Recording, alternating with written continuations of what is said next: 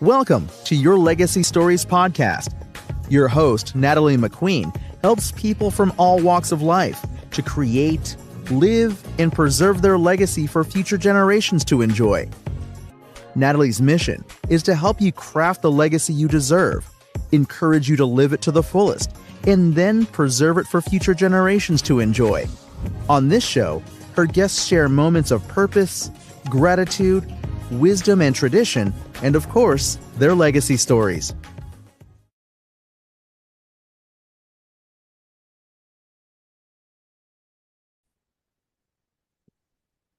Well, hello, everyone. This is Natalie McQueen with Your Legacy Stories podcast.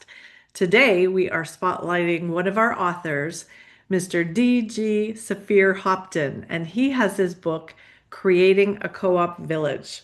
So welcome, D.G. Thank you very much. It's great being here. Hello, Natalie. Absolutely. We are excited to hear about this co-op village. So introduce yourself and tell us a bit about how you make the world a better place. Well, I'm kind of a weird guy, you know. Been a little left of center for quite some time now. But that's, I'm an ex-Army guy. Got out of the Army, started writing for a local newspaper in Pasadena. There was a development going on in Pasadena at the time called Co-op Village, and I got involved with it. Interestingly enough, the title of the book is Creating a Co-op Village. So this goes all the way back to don't tell anybody, 1970. I was just a young guy, around 70, 71, something like that. So, I've been around the block a few times. And, I used to write articles about this development that was going on. And then one day I was interviewing the director of the development, and he asked me if I wanted to be their, consumer education director in charge of public relations. And so I said, oh, yeah, that sounds like a great job. Let me think about it. I'll call you back. And so I called him back the next day, said, yeah, I'll take it. Let's do it. And so that was my introduction to co-ops. And I've been involved with co-ops ever since. Went from there to work in San Francisco, Berkeley co-ops in Berkeley, California, Palo Alto co-ops, Greenbelt co-ops in Maryland, helped set up the co-op bank in Washington, D.C. to make loans to co-ops. So, yeah, I've been in a co-op, I guess, a co-op nut for a long time. So what inspired you to write Creating a Co-op Village and bring this message to the world? Well, I mean, look around the world, Natalie. What do you think's going on? Yeah. There's a lot of confusion going on. People are stuck. They kind of like keep recycling the same information constantly. And, the economy is not sustainable based on the system that we've developed here, based on competition and conflict. And people are in conflict because of all the things that come up like race, religion, and politics. That's the beauty of co-ops. That's why I love co-ops so much, because co-ops are neutral in race, religion, politics, and gender. Because anytime you bring up those topics, of course, there's going to be an argument, a dispute, some kind of conflict. So we want to replace the old paradigm that we're living in now of competition and conflict and extraction with cooperation and service that leads to prosperity and peace. Where everybody wins peacefully, right? It's a win-win situation with co-ops for sure. Yeah. Yep. Yes, our world definitely needs more peace and cooperation and, less judgment of race, religion, and all of that. Because I truly believe that when you look down to the core of a person, we all want the same. We all want the best for our families, and we want to be successful in our families and in our whatever we do. So I love that. Absolutely. I mean, when you think about it, 85% of the religions agree on the same thing. Right. They spend they fight on those. Yeah, they fight over the 15% that they disagree about. So that doesn't make any sense to me. Let's focus on the 85% that we agree on. Let's build on that. And then the rest of it, the 15% will take care of itself. Yep, I agree. So what makes a co-op fundamentally different from the traditional business model? Well, of course, the traditional business model is for profit. co-ops are not for profit. So the focus is on service as opposed to profit. Okay. Okay. And that's the big difference. And structurally, it's owned by the members equally. You're familiar with credit unions. Everybody's familiar with credit unions. So Sure. credit unions are co-ops. Sunkiss, Land O'Lakes, True Value Hardware Store, Kia, Carpet One, the number one carpet retailer in the country, is a co-op. So co-ops are everywhere. Utility co-ops, housing co-ops, grocery store co-ops. Any business can be a co-op. Any Okay. business can be converted into a co-op daycare, co-op, housing co-op, grocery stores, health food stores, whatever. You can, whatever business structure is, it can be formulated into a cooperatively owned business and owned Okay. by the members or owned by the employees and these kinds of things. So this gives power to the people, to the employees, and not to the corporations, because the corporations have stockholders that they have to give money back to, and they're Sure. beholden to the stockholders. So, if you can shop at all the major membership stores around the country, but at the end of the year, when they declare a profit, they're not going to share any of that money with you. Right. Right. With the Yeah. co-op, by law, the co-op has to share whatever the net surplus is at the end of the year, has to be shared equally with all the members The of the members. co-op in equal proportion to their patronage. Okay. Patronage is key. Yeah, because that's what Nice. keeps the co-op going. So we're just recycling the money back to ourselves, basically, is what we're doing. Okay, and that's exactly what I was going to ask. So you talk about the recycling the money back into the communities. So can you explain what that means in practical sense? So you've given us Sure. um, an overview, Yeah, but go a little deeper that way. sure. I mean, all businesses rely on consumers, and consumers don't realize the power that we have as consumers. Without consumers, businesses are out of business. Simple as Mhm. that. So businesses have to value consumer patronage. And so we feel there's not a business in the world that's not going to be willing to pay a patronage refund, as what we Okay. call it in the co-op arena, patronage refund, or they've copied the name with cash rebates, but basically co-op started the whole idea of patronage refunds to get a percentage back of what you spend every day from your local businesses. And that's the focus, is that let's focus on local businesses, helping local businesses buy local campaigns, because the big corporations, I mean, they might have great services and great products and things that they make available to us, but in the final analysis, how much of that money that they get from us as consumers goes back into the community that we live in, you know? Right.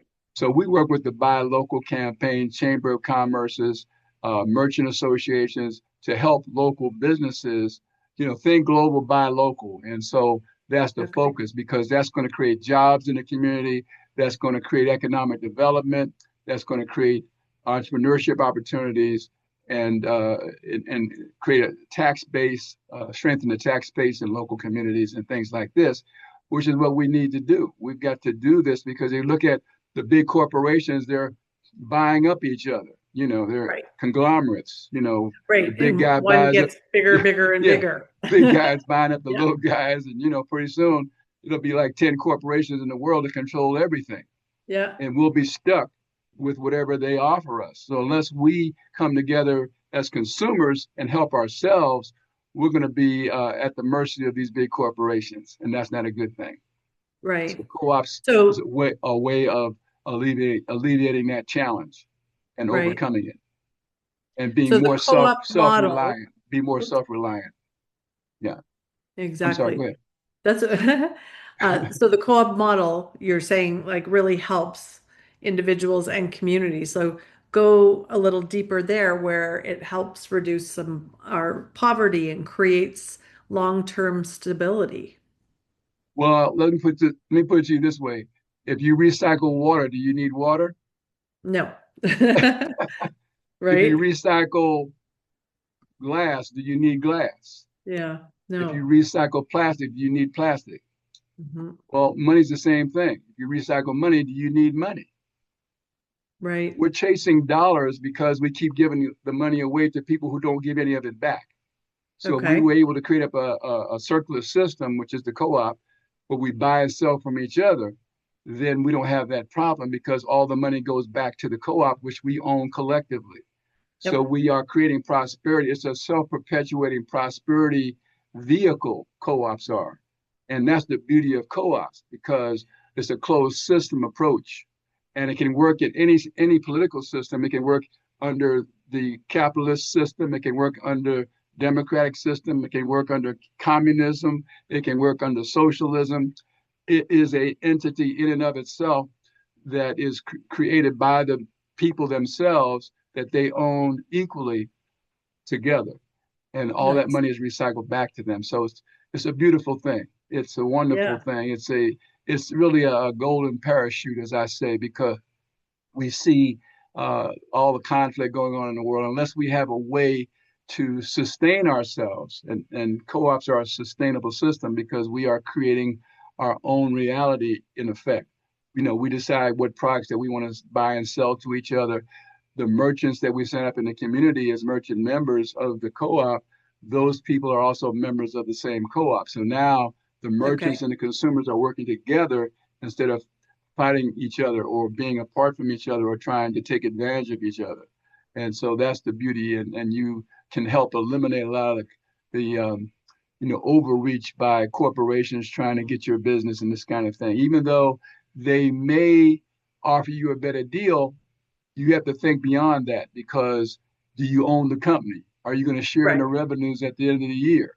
Yep. You can't just be short sighted because they'll, lower the price to try to beat the prices of the co op. But in the final analysis, are you really going to benefit from that long range? So Right. you have to think beyond just the immediate short term benefits Well, of, and you look at the bigger corporations and stuff, they're dealing in volume. So of course they can, shrink their yes, prices. Yeah. yes, exactly. Yeah. So I like that. The concept of community coming together, bringing their kind of superpowers of what they do and helping, keep the dollars in the circulation. So for someone listening that, Sure. may feel kind of stuck in the traditional system, what would be their first step that they could take?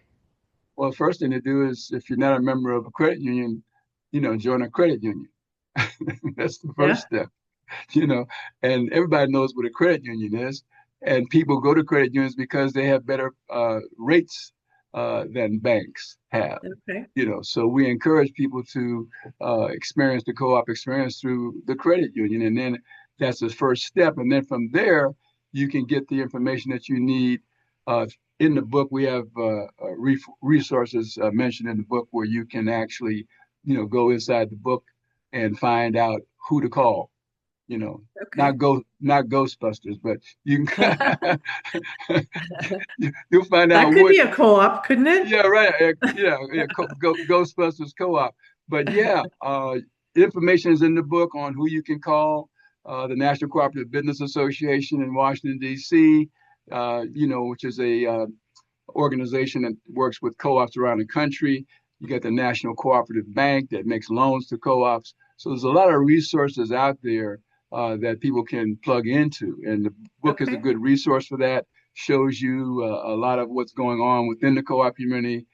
Talks about what we're doing with our co-op called Global Village, which is a not-for-profit co-op that we are launching in the next 6 months to a year. We're working on that right now. We're looking for founders and people to work with us and invest and make Okay. donations to the co-op. We're creating a digital wallet. We call it the Cash Rewards Yep. digital wallet that you can use like a iPhone. I was it the Samsung Pay, Apple Pay kind of a thing. It's going to Yep. be the app will be right in the phone, and then you just tap and Nice pay, and the rewards will come back through the process of tapping system. Oh, phone that's on the fantastic. on the POS machine, and then every 90 days we just send the cash rewards or patronage refunds directly to your bank account or credit union account that you have established. So it's a Okay. way for us to again capture the dollars that's being spent in our community every day and giving it back to ourselves and to the community. You can also make donations to your favorite organizations, nonprofits, worthy causes with the rewards that you accumulate. You can make a tax deductible donation to those organizations to help them. So it's a way for us to help ourselves individually and also to help our favorite causes that we might support in the community, churches, community organizations, youth organizations, the whole deal, because they all need help. School system needs help. Right. We can do fundraisers for schools. We can do fundraisers for private schools, for public schools. I mean, there's all kinds of things that we can do when we're capturing those dollars. And Right. it's just common sense. In other words, there's not a business that won't give a reward back if you send them a customer. If I Sure. say I'm going to send you a customer, how much would you willing to give me back as a finder's fee or as a refund Exactly. to Oh, send there's you a so many customer? programs. So it's just common sense, and it's Yep. a pay-as-you-go program. You don't have to pay for anything up front as far as advertising your business. The only time you pay is when we send you a customer. One of our members goes into your store and purchases something. That's the only time you would pay for it, and Yep. you decide the percentage. So it could be anywhere from 1% to 20% in terms of a rebate or a Sure. patronage refund back to the consumer and back to Global Village. So that's how we're set up. It's a common sense kind of a thing. It's not rocket science. We're just recycling the money back to ourselves, Yeah. which is what we should have been doing a long time ago.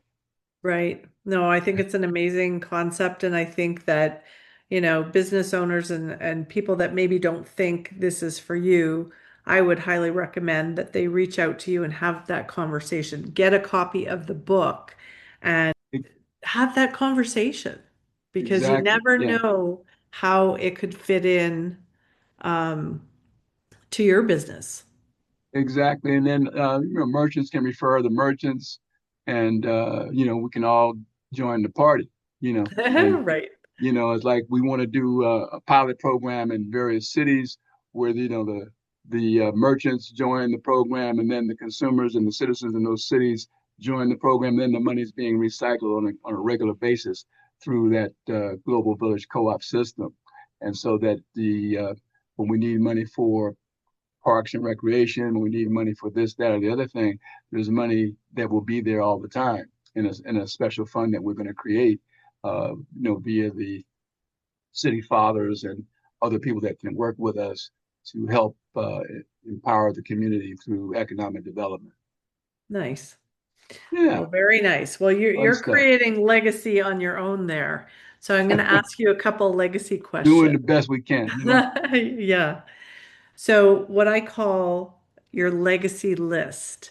It's kind of Mm-hmm. like a bucket list, but it can be beyond that because a legacy list could be something you want to achieve, something you want to experience, something that you want to, you know, do, have, whatever. So what's one thing that would be on your legacy list?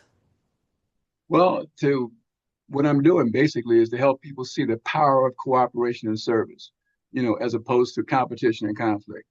That's a Right. major piece for me, to help people see that. I think when people, begin to cooperate and serve each other and see the power of cooperation, a light's going to come on inside their head, and they're going to say, well, wow, what have I been doing all this time? I've been wasting my time because this is the way to go. The way you create wealth is not to be selfish and just make money for yourself, although Yeah. that's fun too. But it's to me, it's just more powerful when you can help other people The create win-win. prosperity and abundance in their lives. That's the most important thing in my world. So I think as far as my bucket list is concerned, that's my focus, is to leave the legacy where people understand cooperation and service is a powerful tool that they need to use every day, and their lives will change for the better. You know, Yeah. that's on my Well, bucket you list. almost answered my next question, but I'm going to ask it anyways. Okay. So, what's one thing that you want people to remember you for? Unconditional love, compassion for others, and dedicated to community service. My dedication to community service and empowering people the way I feel empowered every day. When you feel empowered every day, you want to share that goodness with other people. So I guess you would call I'm a light frequency for abundance and unconditional love. And you know what? I can vouch for that. Like us working together on this book and just you always show up your full self. You have that energy, you have that glow, and you are a light in the world to change how people think. So thank Well, you thank you, for what Natalie. you do. And I am Natalie, so back at you. excited. Thank you. I'm excited to work with you. I think you're doing a great job with your company and getting the information out there for people that they need very, very badly. Oh, well, then we make a great team. Absolutely. Yeah, so for everyone out there, please go get a copy of the book. We'll have all the information in the links below. Grab a copy, grab a copy of the digital so you can have it on your phone, on your iPad, but then grab a copy so you can sit down and flip through that and then reach out and ask questions. Ask how your business could be a part of this co-op and how you can create changes in your own community. So, do you have Amen. any final thoughts or anything to Hey, share? I'm just excited to be here. I'm excited about the book. It's a fun book. It's an easy read. A lot of, you know, great information in there. Examples of co-ops that have worked in the past that are working today. So yeah, the good ship lollipop. Jump on board. Right. All right. Well, thank you All so much right. for being here. Thank you, Natalie. Bye. Bye bye.